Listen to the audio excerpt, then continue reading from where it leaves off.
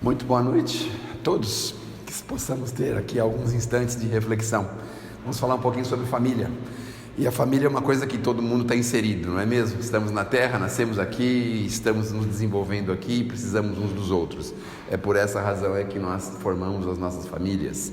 E a família tem um objetivo muito maior do que esse, porque reunidos ficamos dentro de um lar e na maioria das vezes temos um ou outro elemento que precisa estar dentro daquele apoio para que ele possa continuar se desenvolvendo. Então, a ideia de família significa para nós ajuda, amparo, apoio. Bom, uma coisa importante de nós lembrarmos que também daqueles que já fizeram parte da nossa família, são os nossos irmãos que foram os nossos familiares e que nesse momento estão desencarnados. Hoje é um dia muito especial que nós comemoramos o dia de Todos os Santos, né? A Igreja Católica criou essa data, mas amanhã seria o dia de finados, será o dia de finados, que são todos aqueles que não são santos, somos todos nós, não é mesmo? Então, a partir de amanhã nós vamos ter o dia de finados, ao qual nós vamos lembrar com muito carinho aquelas pessoas que passaram pela gente e nos deram aquele apoio, aquele amparo, não é? Bom, quando estamos em família, muitas vezes nós temos divergências, temos problemas, e na maioria das vezes a gente não consegue entender o porquê dessas divergências e desses problemas. E aí a gente cria lá uma série de dificuldades, alguns abandonam a família, vão embora, não é?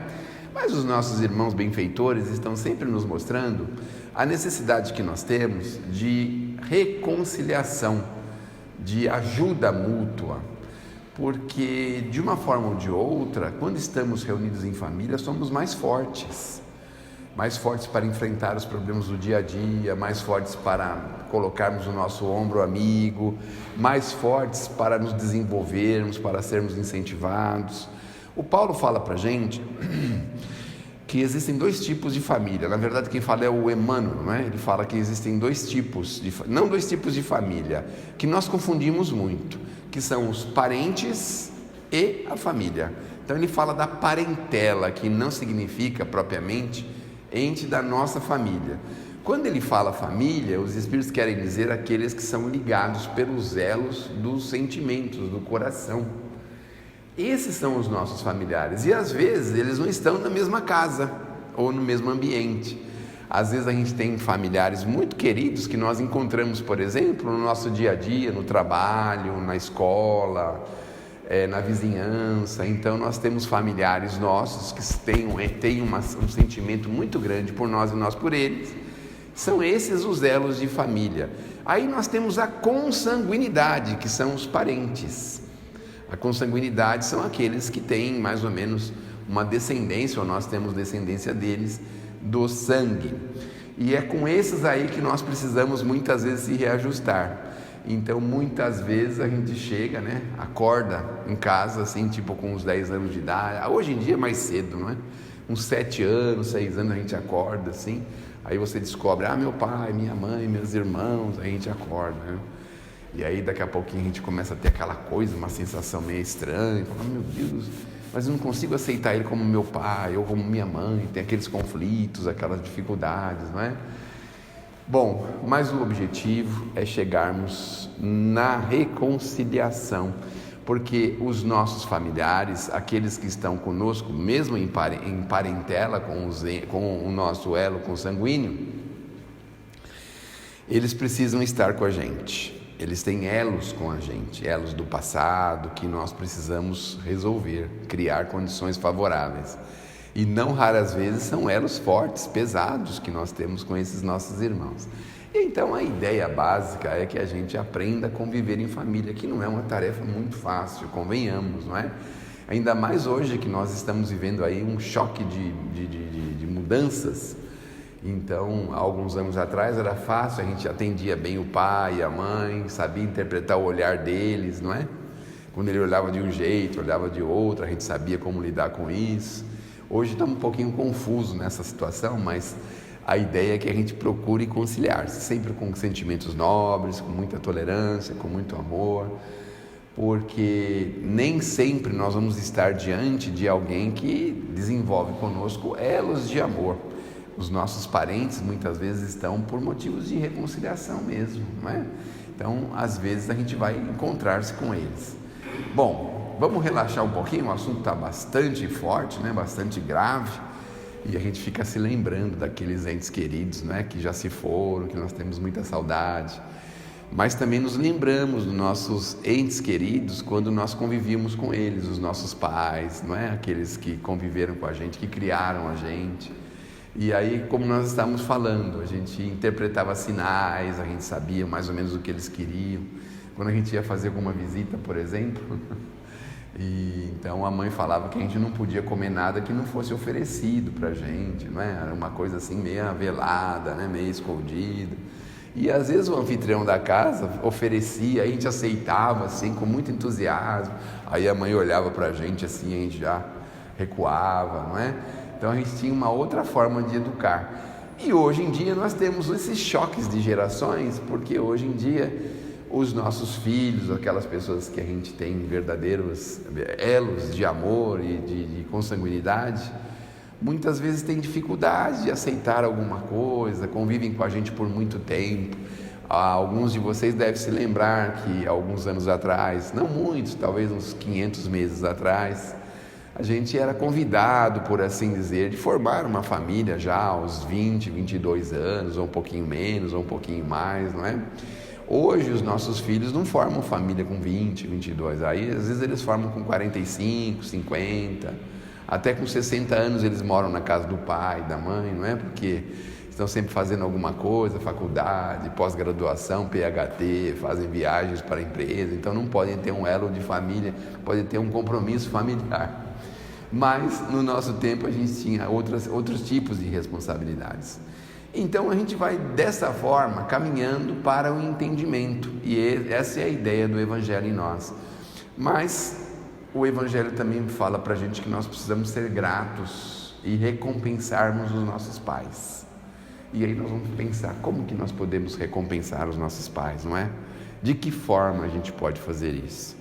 Recompensar os pais, muitas vezes, não é colocá-los num cômodo escondido da casa. Recompensar os pais, muitas vezes, é proporcionar a eles um pouco da nossa alegria, um pouco do nosso supérfluo. Isso é recompensar os pais, não é? Eles dizem para a gente que isso é de bom grado, que nós vamos, ao longo do tempo, entendendo, porque, por exemplo, a tarefa de pai e de mãe, muitas vezes a gente só vai reconhecê-la quando a gente tiver os nossos próprios filhos. A gente não consegue, às vezes, alcançar nem imaginar a cota de sacrifício, de dificuldade que os nossos pais viveram para que nós nos mantivéssemos de pé. Então, a importância de nós sermos assim gratos aos pais é muito importante, é imprescindível, porque do contrário a gente tem a sensação de que nós estamos vivendo na Terra assim como pessoas largadas, não é? Com uma autocriação, com um crescimento automático e espontâneo, e que não tem nada, ninguém que nos deu esse apoio inicial, essa ajuda inicial. É claro que nós estamos falando aqui, existem exceções, obviamente tem exceções, não é? Porque às vezes os pais não são o que deveriam, o que precisariam ser, e raras vezes as mães também não são o que deveriam, não fazem o papel que deveriam fazer. Mas a nossa ideia vai além disso, porque nós, como filhos, precisamos estar bem assim centralizados na ideia da gratidão aos nossos pais. Então isso é muito importante. E isso também se faz com um exemplo, porque muitas vezes os nossos filhos seguem o nosso exemplo. E às vezes eles não veem a nossa gratidão com os avós, né, com os nossos pais. E aí eles têm dificuldades também de serem gratos com a gente. E às vezes a gente olha também para os nossos filhos, a gente vê que nós estamos ali não diante de um filho tão querido como nós imaginávamos, ou de uma filha, mas estamos diante de um espírito que nós temos dívidas com o passado, porque são espíritos que têm dificuldades de relacionamento com a gente, são espíritos que querem de qualquer jeito se afastar da gente. Não é incomum desses filhos irem para outros países muitas vezes, se afastarem fortemente da família. Claro que isso não é uma censura, mas a gente percebe que muitas vezes eles não têm um elo mais profundo conosco de amor. tiveram provavelmente uma necessidade de chegar até nós, de ficar conosco por algum tempo, e aí eles vão aí buscar o seu desenvolvimento em lugares às vezes bastante longe. Mas a ideia básica é que nós procuremos ser bastante gratos aos nossos pais. O que a gente estava dizendo, acabou fugindo, foi o seguinte: hoje é muito comum, não é, alguns pais que já com a idade avançada serem meio que abandonados pelos filhos. É muito comum isso acontecer. E a gente precisa também estar preparado para isso. Claro que nós não vamos exigir que os nossos filhos sejam gratos e fiéis a nós, obviamente, mas nós precisamos estar preparados. Então, devagarzinho, a gente vai começando a entender se ele vai estar próximo de nós e vai nos ajudar ou não. E isso não é difícil identificar. Eu vou dar um exemplo assim para a gente mais ou menos entender, não é? Então, por exemplo, você esquece alguma coisa no porta-luva do carro, dentro do carro, e aí você pede para o seu filho buscar para você, porque você esqueceu isso no carro. E aí às vezes ele se recusa, porque ele está mais ocupado com algum jogo, alguma coisa lá, alguma batalha que ele está fazendo, não é? E aí você se pergunta assim: puxa, se ele não consegue buscar alguma coisa no carro que eu esqueci, será que ele vai realmente cuidar de mim? Será que eu vou conseguir conviver com ele quando ele tiver mais idade? E aí nós vamos percebendo, não é, algumas manifestações assim. Às vezes a gente tem aquele problema em família, que a nossa família está maravilhosa, indo tão bem, e de repente chega uma pessoa de fora, um genro, uma nora, e aí a vida da gente começa a modificar, porque o genro e a nora começam a falar, a exercitar o seu poder de persuasão com os nossos filhos. E não raras vezes, às vezes sentado num jantar, no almoço de domingo, os nossos filhos ou as nossas filhas fazem uma pergunta um tanto quanto curiosa para nós, né? Assim: escuta pai, escuta mãe, quanto será que vale a nossa casa? Olha que pergunta capciosa, né? Aí a gente já tem que ligar o sinal de alerta, né? As antenas, não é? Porque tem alguma coisa que não está indo muito bem, não é? Com essa ideia de saber quanto que vale a nossa casa, as coisas que a gente tem, não é mesmo? Mas em compensação nós temos filhos absolutamente abnegados, muito amorosos, que fazem tudo pelos pais, fazem tudo. Ao longo da vida a gente viu alguns exemplos desse, e às vezes eles estão próximos de nós.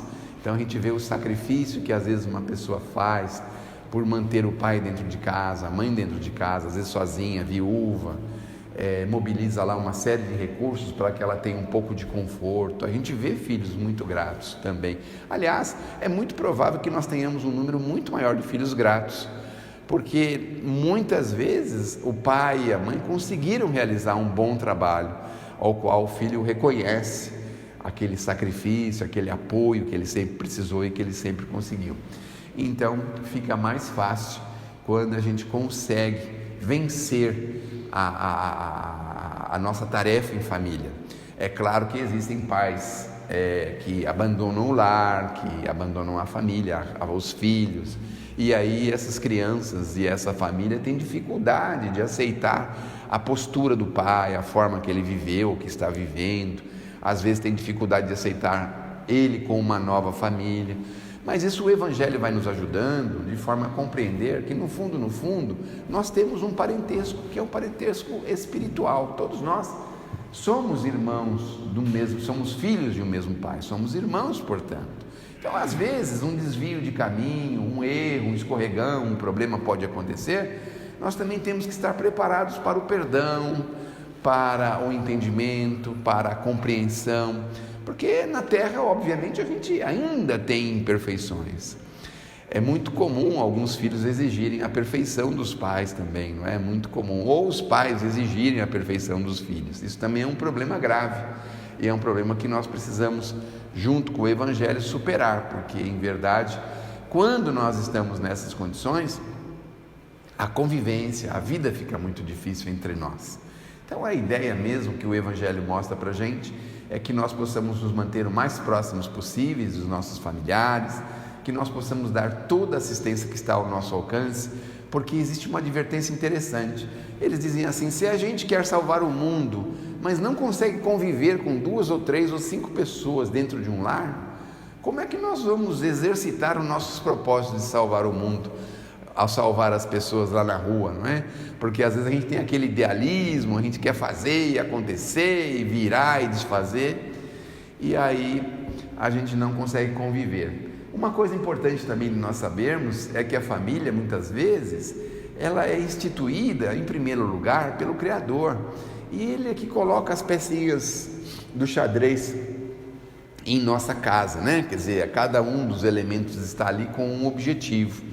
E nós precisamos aceitar isso, porque às vezes a gente não aceita a convivência com esta ou aquela pessoa. E muitas vezes somos obrigados a aceitar essa convivência, porque essa convivência tem alguma relação conosco, agora ou no passado.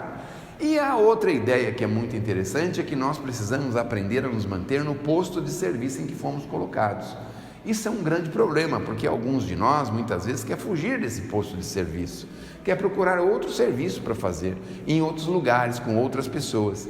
Então a ideia é que nós aprendamos a ser fiéis no posto de serviço a que fomos colocados. Então, se estamos em família, se constituímos uma família, que nós possamos ir até os últimos instantes com ela, que nós possamos ter força e coragem para resistirmos a tudo aquilo que pode estar nos embaraçando, nos criando dificuldades e problemas, para que a gente possa se manter no posto de serviço ao qual nós fomos colocados.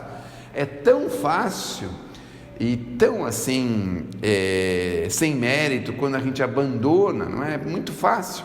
Uma pessoa é difícil a gente abandonar, não é? É difícil a gente prosseguir e conviver, compreendendo e ajudando aquela pessoa a se harmonizar com a gente. Agora, abandono, qualquer um pode virar as costas, né? Os animais fazem isso com muita frequência. Passou o período de convivência, eles viram as costas e os seus descendentes, cada um vai cuidar de si. Mas entre nós temos um quê a mais do que os animais. Nós somos seres espirituais, somos seres pensantes, nós temos aí noção do bem e do mal, nós já sabemos o que estamos fazendo aqui, muitos de nós. Então, abandono não significa para nós que nós estejamos indo para uma direção correta. É tão comum hoje a gente ver também tantos divórcios, né, tantas separações, e algumas pessoas são egoístas a ponto de não pensarem nos interesses e no bem-estar daqueles que fazem parte da família. Eles pensam único e exclusivamente em si mesmos, e aí não tem o menor pudor em abandonar, em virar as costas. Não raras vezes cria aí problemas, não consegue ajudar os próprios filhos, não consegue favorecer a ex-esposa ou ex-marido de alguma forma, e aí aquela convivência fica complicada. Os espíritos dizem que é um adiamento de compromissos. Adiamento. Você pensa, puxa, mas num futuro próximo ou remoto eu vou ter que conviver de novo. Nós vamos precisar, porque o elo foi rompido e não poderia ter sido rompido. É claro que existem exceções dentro desse parâmetro, mas obviamente, se tiver que se romper um elo, que nós não sejamos os causadores, que nós não sejamos os protagonistas disso, e que nós possamos agir de forma bastante humana, bastante cristã, e prosseguir do posto de serviço, que muitas vezes é um posto de serviço que exige da gente muita renúncia, muita paciência, muita abnegação. Muitas vezes a gente acha até que não vai conseguir, não tem tudo isso de amor, de paciência, de abnegação, mas aí a gente tem que se pegar com o Criador, se pegar com as coisas maiores da vida e procurar forças para que a gente possa se superar neste caminho, nessas direções. Então, a ideia básica de família é que quando nós a constituímos, porque algumas pessoas parecem que não vêm com o compromisso de constituir uma família, não é? Mas se nós temos esse compromisso, isso é muito fácil de a gente descobrir, não é? Porque quando a gente tem que constituir uma família, quando a gente menos espera, a gente já está envolvido com alguém, não é? Agora, quando não tem que constituir, o tempo vai passando, as coisas vão acontecendo e a gente acaba não constituindo essa família. Se estivermos com uma família constituída, nós possamos ter ali a ideia de que aquele é o posto de serviço em que fomos colocados e precisamos seguir adiante com eles. Bom, importante lembrar que existem alguns casos, não é? Durante a nossa vida, que são interessantes. Existe um livro na obra da psicografia do Chico que conta a história de uma senhora, não consigo me recordar o nome deste livro, mas conta a história de uma senhora que tinha os filhos já bem crescidos, tinha netos, alguns bisnetos, E ela morava sozinha, por contingência da vida, tinha força, conseguia viver sozinha e vivia sozinha. E dizem que um belo dia, ela foi convidada, ela foi se deitar e teve um sonho curioso. Ela foi convidada pela sua mãe para fazer um passeio do outro lado da vida, ou seja, um passeio espiritual, não é? E ela aceitou de bom grado esse passeio. E aí ela saiu com a mãe, viu alguns lugares, algumas regiões, ficou ali bem entusiasmada, passeou praticamente a noite inteira. Aí quando foi chegando a manhã, a mãezinha dela junto com ela foram voltando para casa, e quando chegou assim para ela assumir o corpo de carne novamente, para ela acordar, né? Ela disse para a filha assim: olha, filha, eu estava olhando lá o seu relatório, nós temos um relatório no mundo espiritual, né? Estava olhando lá o seu relatório e descobri que você, se você quiser, você pode ficar comigo. Você não precisa voltar mais para casa, você já pode ficar comigo. Você pode seguir em frente e ficar comigo. E ela andou pensando ali uns instantes, né? Ficou pensando: ai, coitado dos meus filhos, cada um deles com uma ocupação, meus netos já muito grandes, estudando, trabalhando muito, coitados, quase nem podem vir aqui na minha casa, já há muito tempo que não veio ninguém. E de uma certa forma também, se a idade vai avançar muito mais, eu também vou começar a dar trabalho para eles, porque o corpinho da gente às vezes precisa de um apoio, de uma ajuda. E ela pensou e falou assim para a mãe: olha, mãe, eu acho que eu vou com a senhora, vou ficar com a senhora. E aí ela desencarnou. E aí passou uns dias, os filhos foram visitá-la, descobriram que ela tinha desencarnado. E aí foi um problema para os filhos, não é? Porque eles pensavam assim: nossa, nós deixamos a mãe tantos meses sozinha, a gente não passava lá, a gente não falava com ela, E aí ficaram com aquele sentimento de perda, aquela angústia, porque não conseguiram conviver com a mãe, um pouco mais próximo, não é? Talvez assim, morando perto, outra vez, talvez trazendo para casa em algum cômodo, ou num quartinho, alguma coisa, e ficaram com aquela sensação ruim de terem falhado. E a mãe então mandou uma mensagem através do Chico, muito interessante. Então ela estava isentando eles de qualquer tipo de culpa pelo desencarne. Ela explicou toda a história. E ela disse por que ela ponderou. Ela disse que ponderou porque, afinal de contas, eles estavam vivendo a vidinha deles, que era meritória, trabalhando, pessoas de bem, homens e mulheres de bem, que tinham lá os seus filhos, que também já estavam grandes, iam para escolas e para trabalho.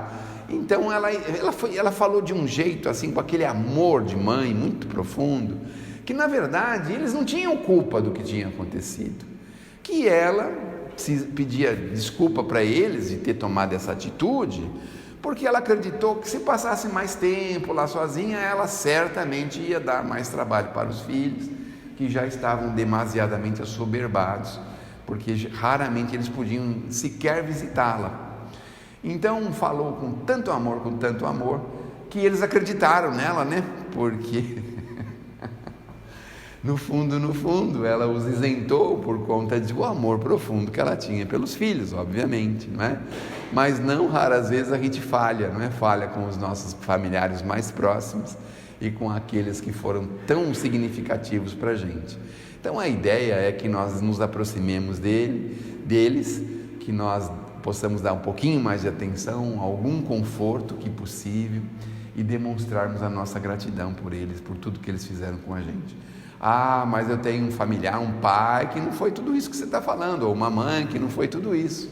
Não tem problema nenhum, porque o Evangelho vai no futuro nos mostrar a razão pela qual isso aconteceu. Obviamente tem alguma ligação com isso, mas da nossa parte, não importa se os outros erram. Veja que interessante. O que importa é que nós precisamos acertar. Ah, mas o outro errou. Quem vai dar conta do seu ministério, da sua vida, é o outro, não somos nós. Nós vamos dar conta de nós. E nós é que precisamos procurar acertar mais, corrigir mais, melhorar mais, estarmos mais sintonizados, estarmos mais bem inspirados para as coisas maiores da vida. Então, se hoje nós nos lembrarmos que faz muito tempo que não falamos com entes muito queridos, que pode ser pai, mãe, mas pode ser irmão, pode ser cunhada, pode ser alguma pessoa muito querida ligada a gente, que a gente possa perder aí 5 minutinhos para fazer uma ligação, trocar um papinho bem gostoso, para que a gente possa cada vez mais estarmos unidos em elos de amor, porque conviver no mundo espiritual deve ser muito difícil, a gente viver sem amor, não é? Vejam, na rua que a gente mora, sempre vai ter alguém que a gente vai ter uma diferença, e já é difícil conviver, né? E a gente sabe que nós vamos viver aqui só uns 120, 130, 140 anos, no caso de vocês. Agora imaginem viver na imortalidade, com uma diferença com alguém, como deve ser difícil. Então a ideia de reconciliação, se passar na rua e tiver um vizinho que você não gosta muito dele, manda uma vibração de paz, assim, para ele se harmonizar, para ver se num futuro, próximo ou remoto, um dia vocês possam se entender, ou nós possamos nos entender uns com os outros. Que Deus nos abençoe, que Jesus nos ilumine e que possamos sair daqui, obviamente, muito melhores, porque os nossos benfeitores estão muito atentos para tudo que nós precisamos e estão assim muito dispostos a nos ajudar. Eu acho que é mais ou menos semelhante ao que acontece com a gente quando a gente ama muito uma pessoa. A gente fica querendo ajudá-la, vendo onde ela tem dificuldade, o que a gente pode fazer para ser útil para ela, não é? E os nossos benfeitores também. Só que a gente não consegue ajudar aqui na Terra quando a pessoa não aceita ajuda. E os benfeitores, quero crer que seja a mesma coisa. Eles estão prontos para nos ajudar, mas nós precisamos dar assim uma possibilidade para que eles possam fazer isso para a gente. Então refletirmos, pensarmos diferente, mudarmos um pouquinho o nosso comportamento, a nossa ideia, nos esmerarmos na prática do bem, cuidarmos bem daqueles que estão com a gente. Isso vai facilitar muito essa ajuda que nós vamos ter, para que possamos viver melhores, com qualidade de vida, porque entre o céu e a terra, não é?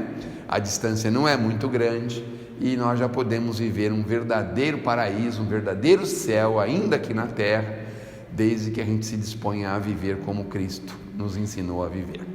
Que Deus nos abençoe, que Jesus nos ilumine.